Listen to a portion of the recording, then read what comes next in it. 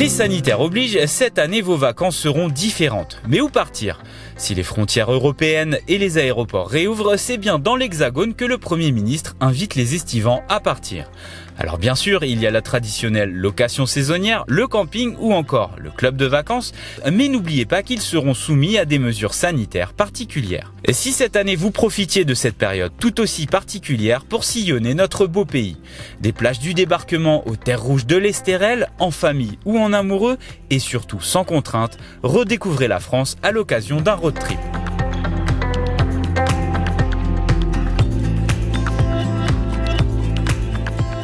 Et pour s'organiser un road trip aux petits oignons, il existe plusieurs solutions. Le camping-car, le pick-up ou le ludospace aménagé ou encore le bon vieux van. Et c'est pour nous la solution la plus adaptée. Pourquoi ? Tout simplement parce qu'elle présente plus d'avantages que d'inconvénients. Et le premier poste à surveiller pendant les vacances, c'est bien sûr le budget. Le van est le véhicule qui tire le mieux son épingle du jeu. Premièrement, il est moins cher qu'un camping-car. En neuf ou d'occasion, il se négocie à des tarifs pouvant aller du simple au triple. Le prix dépend de son aménagement intérieur. Il est possible de trouver des vans neufs à moins de 45 000 €, mais ces derniers proposent un équipement minimum. Pour atteindre un bon niveau de confort, certains modèles comme le California ou le Classe V flirtent avec les 80 000 €. En occasion, la tendance est la même, mais les prix sont divisés par deux. Pour un modèle en état correct, comptez entre 22 et 25 000 €. Pour éviter de casser la tirelire, il est possible d'aménager soi-même un utilitaire, mais cela requiert quelques compétences. Les vanlifers aguerris parlent d'un budget de 10 000 €, véhicule compris.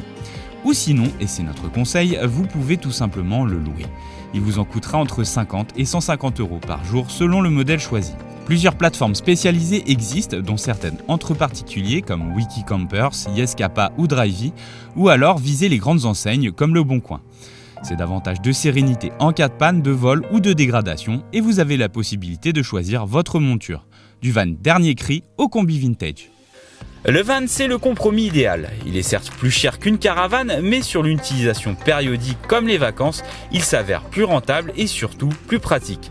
Par exemple, au péage, il est considéré comme un véhicule de classe 1, alors que ses concurrents sont en classe 2.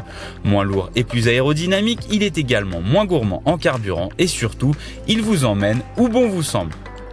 Il est là, le principal atout d'un van, c'est de pouvoir rouler où vous voulez par rapport à un camping-car qui doit stationner en dehors des villes ou sur des aires dédiées généralement payantes. Le van lui peut circuler partout. À vous les accès restreints, à vous les parkings souterrains. Généralement la hauteur ne dépasse pas les 2 mètres, mais soyez vigilants sur ce paramètre car il conditionnera le déroulement de vos vacances. Plus compact, le van offre donc une plus grande flexibilité. Sur la route d'abord, il est plus facile à conduire et à stationner. Il se conduit avec un permis B alors que certains camping-cars ou caravanes dépassant les 3,5 tonnes nécessitent un permis spécifique. La problématique du stationnement est fondamentale. Au volant d'un van, aucune loi ne vous interdit de stationner, que ce soit dans une zone urbaine, un village en rase campagne, pour 2 heures, une journée ou pour la nuit. Stationner n'est pas camper. Ce qui est interdit en revanche, c'est de camper sur la voie publique. En France, le camping est caractérisé par le fait de poser des cales sous les roues du véhicule, de déployer le store, le toit relevable et de sortir le salon de jardin. Vous devez être de jour comme de nuit, comme une auto à l'arrêt, les 4 roues sur le sol, sans rien qui dépasse. Vous avez compris la nuance ? Il y a donc beaucoup d'avantages à miser sur un van. En contrepartie, il faudra revoir à la baisse votre niveau de confort. C'est ça l'aventure!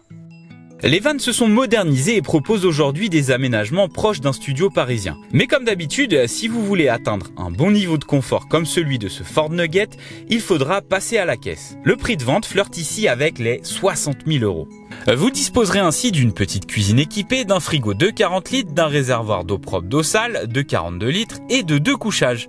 Ce Nugget, c'est une boîte de 4 en fait. Oui, voilà. On a donc un clic-clac en bas et un vrai lit en haut avec sommier s'il vous plaît. Quant au salon, il est à géométrie variable et peut passer d'une petite surface pour 2 à un espace plus convivial pour la famille. Il y a bien sûr la climatisation, le chauffage et une batterie auxiliaire pour recharger tous ces équipements. Bon, vous allez me trouver peut-être un peu trop pragmatique, mais comment ça se passe au niveau des toilettes quoi ? Le van, c'est l'occasion d'être au plus près de la nature et en règle générale, les campeurs utilisent une pelle ou profitent des toilettes des cafés et des restaurants.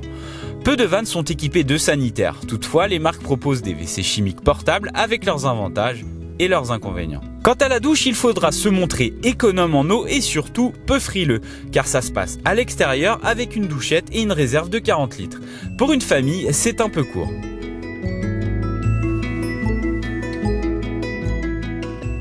Il faut reconnaître, c'est quand même sympa d'être en contact direct avec la nature. Les enfants qui jouent dehors, les oiseaux qui chantent, l'apéro, on se pose où on veut, quand on veut, mais surtout on n'oublie pas de baisser le toit et de ranger le mobilier.